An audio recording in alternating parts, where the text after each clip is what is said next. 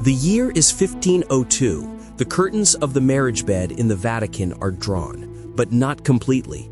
Standing in the shadows of the papal bedchamber, a small group of men watch in silence. They are not guards, they are not servants. They are notaries and political envoys. Their solemn task? To listen, to watch, and to officially record the act of consummation between the bride, Lucrezia Borgia, daughter of the Pope, and the groom, Alonso d'Este. And they would not just witness it once. To satisfy the demands of the groom's family, the act would have to be completed and verified 3 separate times before sunrise. This was not a perversion. This was politics. This was the grotesque, humiliating, and absolutely necessary price of an alliance. This is the story of how a woman's most private moment was turned into a public spectacle, and how she learned to weaponize the very humiliation forced upon her. To understand why such a barbaric demand was made, you must first understand the world of Renaissance Italy. This was not an era of chivalry. It was a viper's nest, a deadly chess game played by ruthless families like the Medici, the Sforza, and most feared of all, the Borgias. At the center of this web sat Lucrezia's father, Pope Alexander VI, and her ruthless brother, the brilliant and terrifying Cesare Borgia. In this game, Lucrezia was their most valuable piece. She was a veteran of this brutal marriage market. Her first marriage to Giovanni Sforza was annulled by her own father on the humiliating and likely fabricated grounds of Sforza's impotence. It was a political message. The Borgias were finished with him. Her second husband, Alonso of Aragon, a man she reportedly came to love, was a liability. He was cornered on the steps of the Vatican, stabbed by assassins, and later strangled to death in his own bed. A murder widely believed to be the work of her brother Cesare. So by 1502, Lucrezia was not an innocent bride. She was a 22-year-old widow, twice discarded, her name stained by the scandals and brutality of her family. Her new groom, Alonso d'Este, was heir to the powerful and ancient Duchy of Ferrara. The d'Este family was old money. They were proud, ancient nobility, and they were deeply suspicious of the Borgias' new money and bloody reputation. They were frankly terrified. They looked at Lucrezia's first 2 husbands and saw a pattern. They would not allow their heir to be used and then discarded, or worse, murdered. And so they made a grotesque, but in their world, perfectly logical demand. The d'Este family demanded certainty. The marriage must be consummated. Its consummation must be publicly witnessed, and it must be done repeatedly to prove beyond any doubt the potency of their heir and the validity of the union. There could be no whispers, no rumors of fraud that the Borgias could later use to annul this marriage as they had the first. This level of political maneuvering defines history.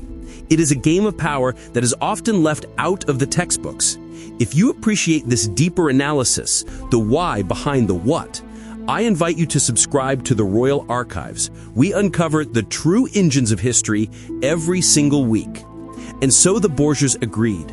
The stage was set for the most humiliating wedding night in history. After days of lavish feasting, after the dancers had twirled and the poets had exhausted their verses, Lucrezia and Alonso were led away, not into a private bridal chamber, but into a staged bedroom. The curtains were parted just enough for the select witnesses, desk envoys, and papal clerics. They stood solemnly, faces half averted, yet their eyes and ears sharp. They were notaries of the flesh.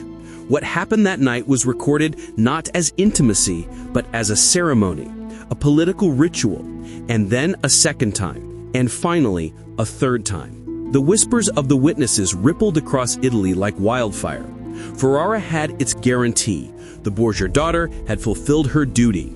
But here is the real story. This is the moment the script flips.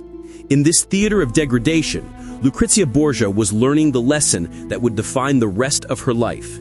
She was learning that humiliation can be turned into leverage, and that weakness can be forged into a weapon. The Lucrezia Borgia who arrived in Ferrara days later was not the trembling, shamed victim her new family might have expected.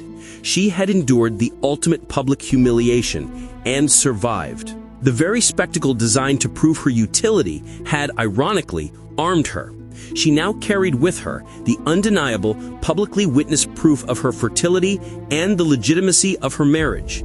It was a fact she would use as both a shield and a sword in the viper's nest of the Ferrari's court. She was no longer just the Pope's scandalous daughter. She was the Duchess, and she would not let them forget it. Instead of shrinking from the whispers, Lucrezia leaned in. She began a brilliant performance of grace and power. She dazzled the court with her wit, her charm, and her impeccable style. She began hosting salons, gatherings where scholars debated Plato and poets recited verses, creating a new stage, one where she controlled the script. Guests who arrived expecting to see a depraved woman from a scandalous family left dazzled not by the gossip of her past, but by the brilliance of her mind. Slowly, the whispers shifted. She weaponized culture and piety. She commissioned artworks, funded convents, and carefully laundered her own reputation. When her husband Alonso was away at war, it was Lucrezia who governed Ferrara, issuing decrees and ensuring the city's survival.